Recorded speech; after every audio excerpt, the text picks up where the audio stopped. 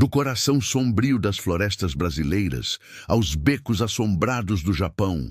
Aqui as lendas ganham voz e os contos te seguem na escuridão. Você entrou no universo de Na Calada da Noite, onde toda a história começa depois do uivo.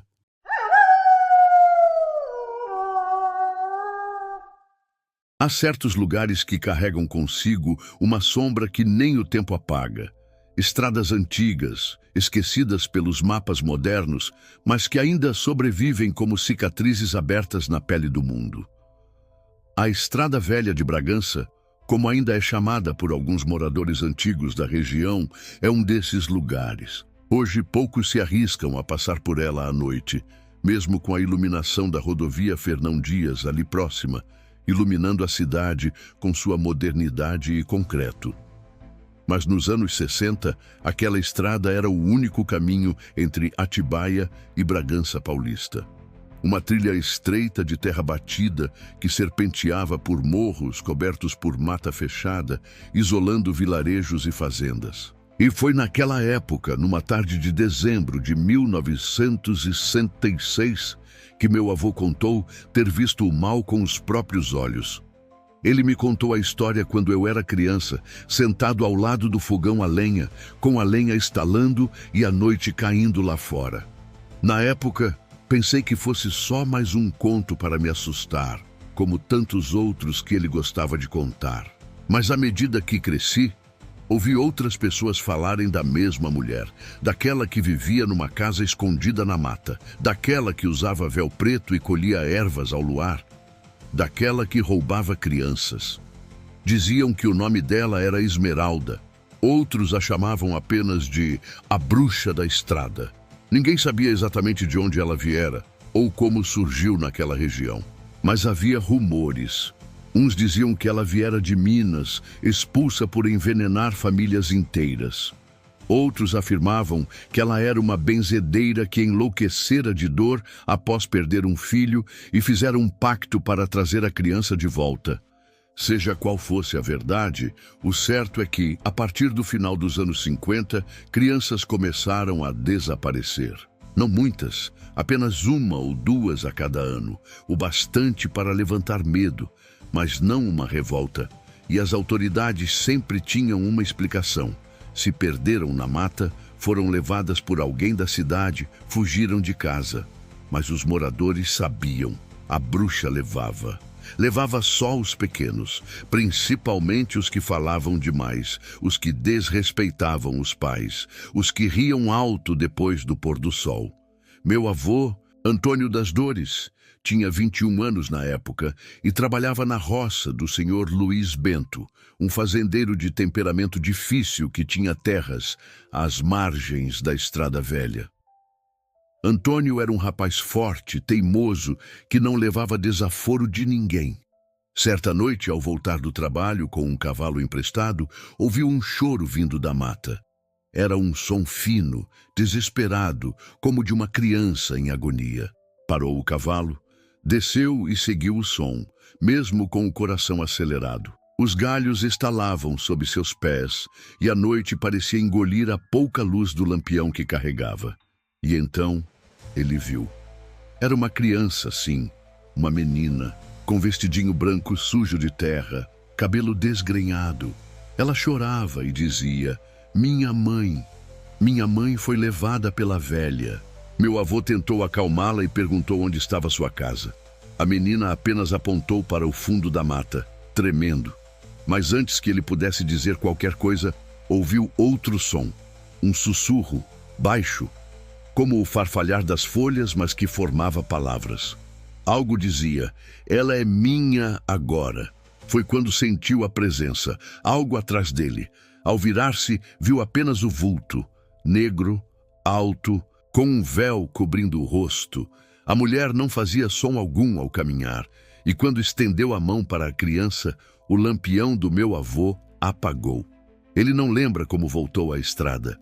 Só sabe que estava caído perto do cavalo, com arranhões pelo corpo, e a menina havia desaparecido. Contou ao patrão e aos vizinhos, mas ninguém acreditou. Disseram que ele estava bêbado, que caiu e bateu a cabeça.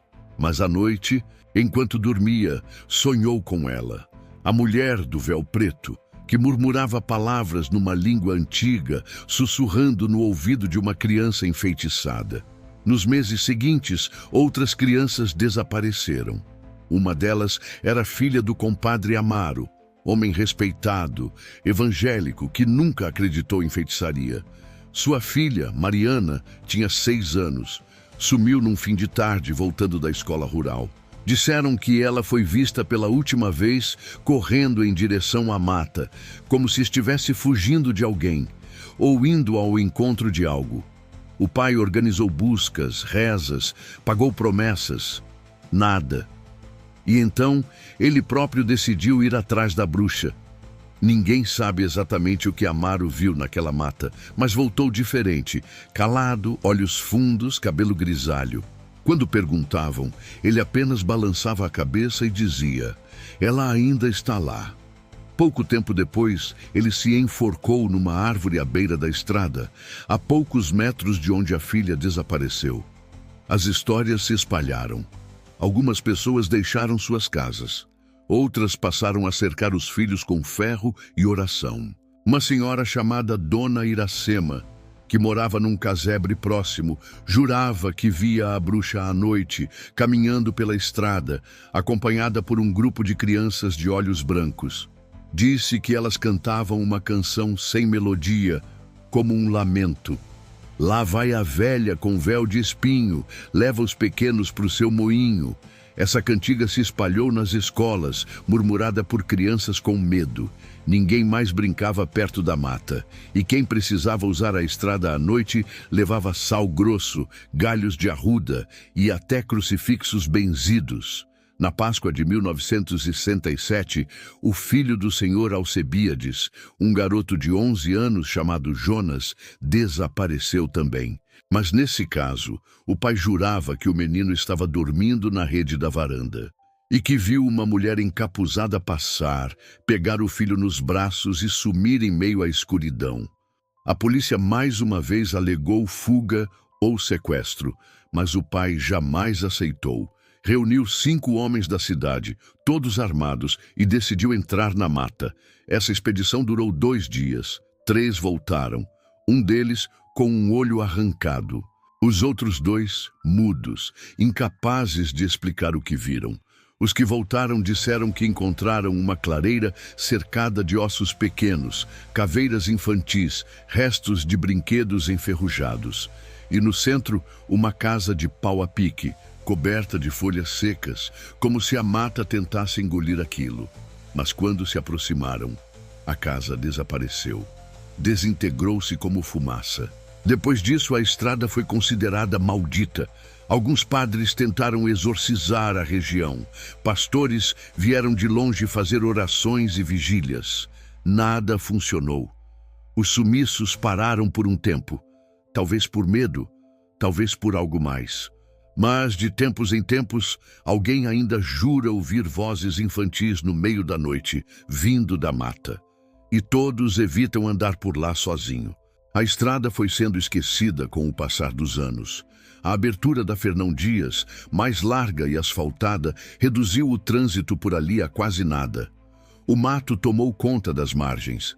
Algumas casas foram abandonadas, outras demolidas, mas os mais velhos ainda cruzam os braços quando o assunto surge na conversa.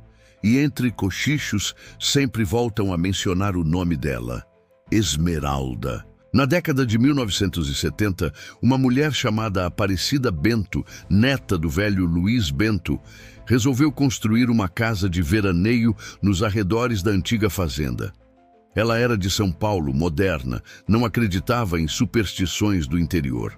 Achava tudo exagero. Acreditava que os desaparecimentos eram obra de algum criminoso da época e que associar isso a uma bruxa era apenas uma forma dos moradores lidarem com a dor. Foi com esse espírito cético que ela e o marido, o Dr. César, professor de filosofia da USP, decidiram passar o Natal de 1973 na casa recém-construída.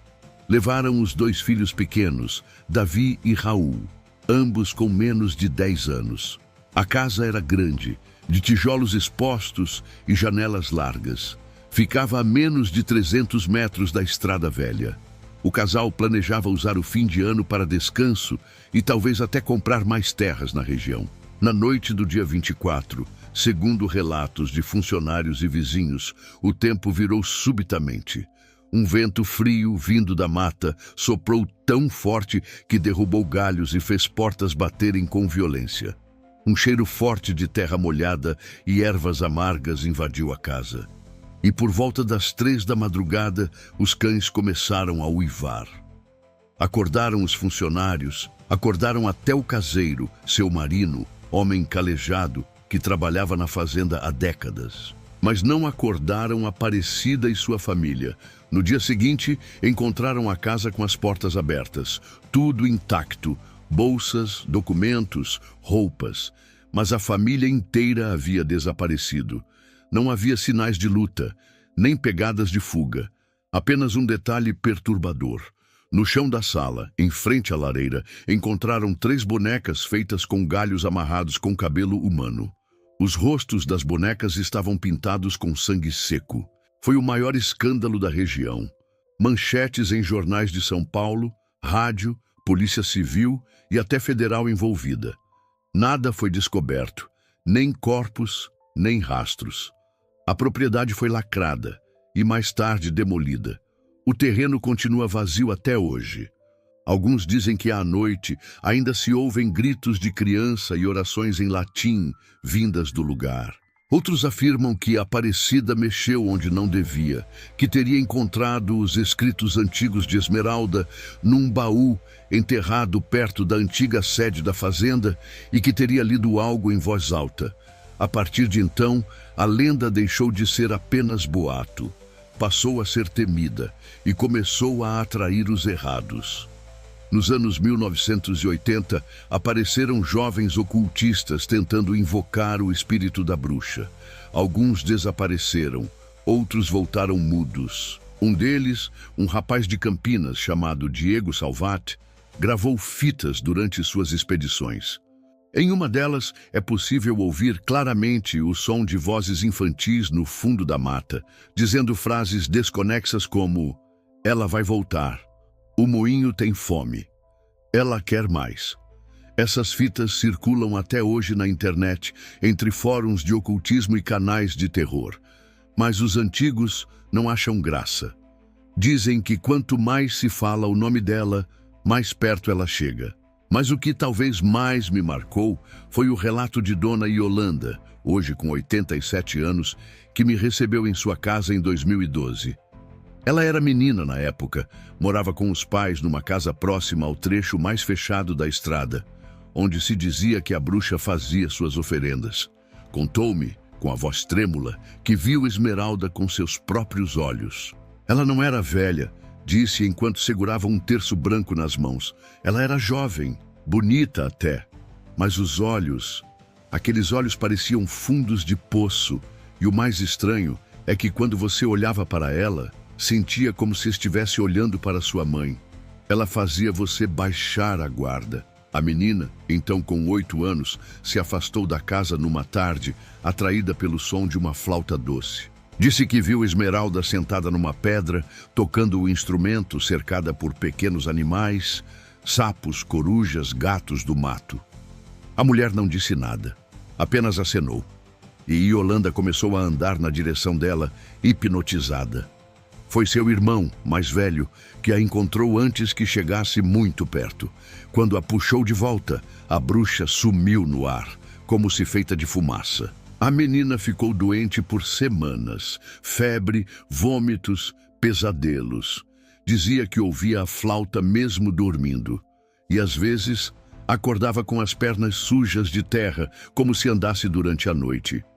Durante a visita, Dona Yolanda me mostrou um livro antigo, de capa de couro, escrito à mão, que teria pertencido à avó dela, uma curandeira da região. Nele havia registros sobre Esmeralda, orações para afastá-la, símbolos de proteção e até um mapa desenhado à mão indicando uma clareira onde a velha colhia suas almas. Segundo ela, O nome verdadeiro da bruxa era Esmeralda de Ávila, filha de uma parteira que viveu no fim do século XIX.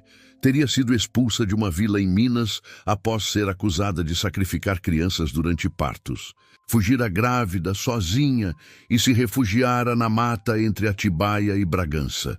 Seu filho teria morrido ao nascer e, enlouquecida pela dor, ela teria feito um pacto com uma entidade desconhecida, oferecendo crianças em troca de manter o espírito do filho vivo no moinho entre os mundos. Esse moinho, segundo a lenda, existia num plano espiritual, acessado através de certos rituais e datas específicas.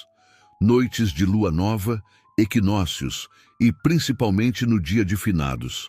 Era nessa data que os desaparecimentos se intensificavam. Era quando a estrada se tornava mais escura e as folhas sussurravam orações ao contrário. Dona Yolanda afirmou que ainda há sinais da presença dela, que a cada 13 anos uma nova colheita é feita, sempre 3 crianças, sempre durante o mês de novembro, e que a última vez foi em 2006, quando 3 irmãos desapareceram após uma excursão escolar. Se isso for verdade, perguntei, então a próxima seria em 2019? Ela apenas assentiu, cruzando os braços. E de fato, em novembro de 2019, 3 primos desapareceram em Bragança, após saírem de bicicleta em direção ao Lago do Tabuão. O caso ainda está sem solução. Hoje, em 2025, a Estrada Velha ainda existe, com buracos, isolada, abandonada. Mas quem passa por lá jura que o tempo ali é diferente. O som das folhas é mais alto, o vento tem cheiro de flor podre. E há um ponto específico, antes da curva do Cedro Grande, onde o rádio sempre chia e o celular perde sinal. Ali é onde dizem que o moinho se abre. E à noite, se você ouvir flauta ou cantiga infantil, corra. Não olhe para trás, porque se olhar, talvez veja a Esmeralda sorrindo para você. E se ela sorrir, já é tarde demais. Se você chegou até aqui, é porque a escuridão te abraçou. Obrigado por ouvir mais uma história na calada da noite. Se gostou, deixe seu like, se inscreva no canal e ative o sino para não perder o próximo sussurro das sombras.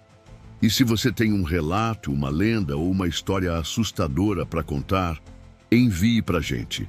Quem sabe ela não seja a próxima a ecoar por aqui. Nos vemos no próximo Uivo.